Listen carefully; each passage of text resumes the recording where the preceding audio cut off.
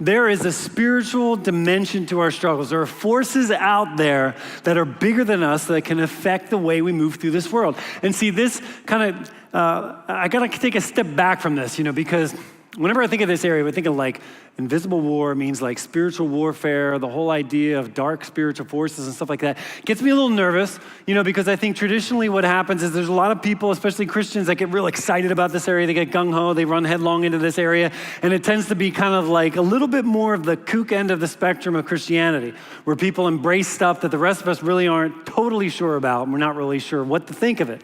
But listen, we gotta figure this out, because the Bible actually does talk about spiritual things like this.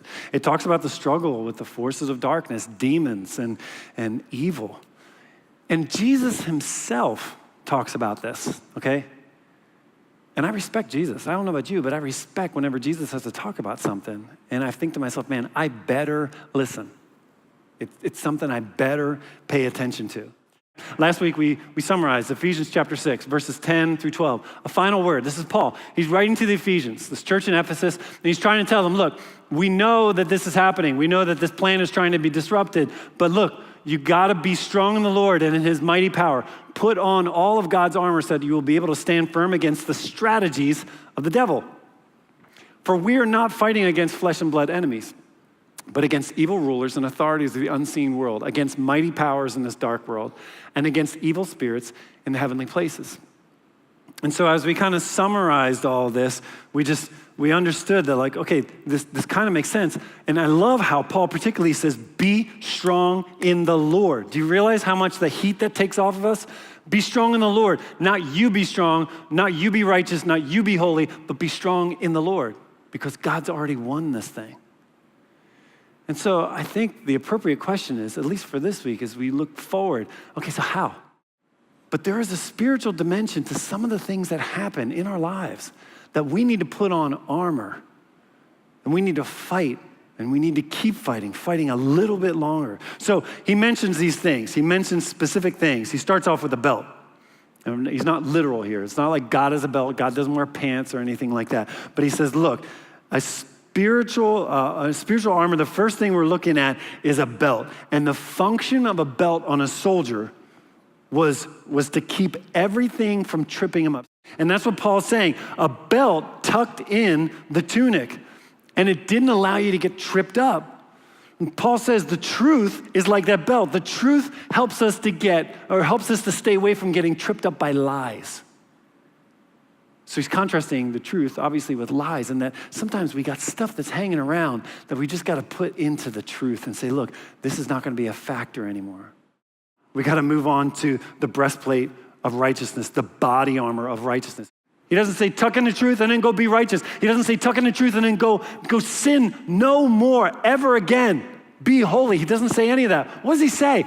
He doesn't even say go make a breastplate of righteousness. He says go put on God's righteousness. Do you see the difference? There's a difference between playing righteous and putting on righteousness. Oh, whose righteousness am I putting on? I'm putting on God's righteousness. And so Paul's saying, use that, put it on you. So when you get stuck and you mess up, and you will, your heart will be protected, because you know you're not relying on your righteousness, you're relying on God's righteousness. My confidence is in what Jesus has done, not how much I've remained sinless over a span of time. I'm going into this battle protected by your work on the cross, not by my track record. And then Paul says, hey, get some shoes. Don't forget your shoes. Next thing on the armor, he says, look, you got to put on shoes. Soldiers wear shoes. Back then, the soldiers wore thick sandals. They had little studs in the bottom of them, almost like cleats. I mean, could you imagine in our day of a soldier not having any socks and shoes on, being able to do his thing? I mean, it's ridiculous. Think about it this way. When you know you have peace with God, when you know God is not just some omnipotent divine presence somewhere, but that he's your Father, and that he's working with you through these difficulties, through this tough road right now. He's working with you. And when he's working with you and you know that he loves you, you can go anywhere God is writing an amazing story through how he's walking you through all of this. And you got to tell it. You got to tell other people, look, God is walking me through this difficult span, but I know I have peace with him through all of this. He's already defeated my biggest enemy of sin and death. I can take anything on. Which really does bring us to the shield of faith. This is exactly what Paul goes to next. He talks about the shield of faith. And the shield of faith isn't like some kind of medieval round shield. It's not like Captain America or anything like that. A shield is like a long shield. It's like it covers your whole body. You can put your whole body behind it. Do you know why? Because they would shoot arrows and darts at you that were on fire, okay? It was coated on one side with leather and water. It would put out those fiery darts. And so that's what faith does. Faith puts out the fiery darts. And we all know what fiery arrows and fiery darts are like. The fiery dart of doubt, of heartache, regret, fiery dart of shame, confusion, the fiery dart of anxiousness, just having that feeling come on you again. We all know that. So finally, Paul says, look, put on the helmet and grab your sword. These are the last two things he says. And these are no longer things you strap on. You put on your helmet and then you get your sword. And he mentions them together, which is really interesting because, look, if you don't have a head, you don't have a prayer. You got to protect the head. Head's very important. And that's what Paul's saying is like in life, if you don't wear the helmet of salvation, you are going to get smacked around and it's going to be your head and you are going to suffer one of two concussions. And the two concussions are this. It's either, does God care or is God there? And that's going to make you dizzy and confused and disoriented. You will quickly run into situations where you get disoriented about what's going, what's happening? You just got stung. You will question God's existence or his providence.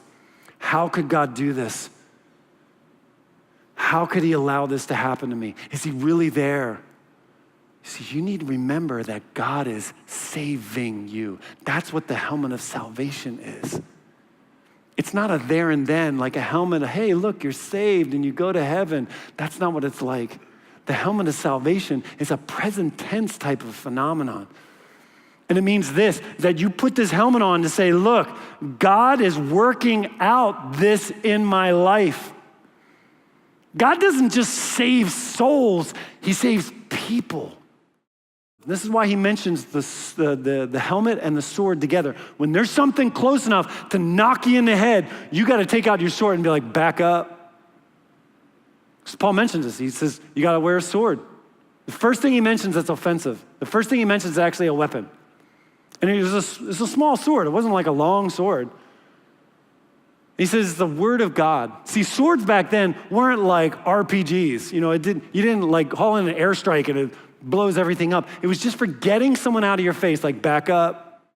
And so when you are besieged by fear, doubt, anxiety, whatever, pull out your sword, tell darkness to back up and be like, you know what? This is what I know about God. Because if you put on the armor and you stay close to God, there will be a breaking point. There will be a point where God will show you what he was doing the whole time. You just have to hold on and have faith just a little longer.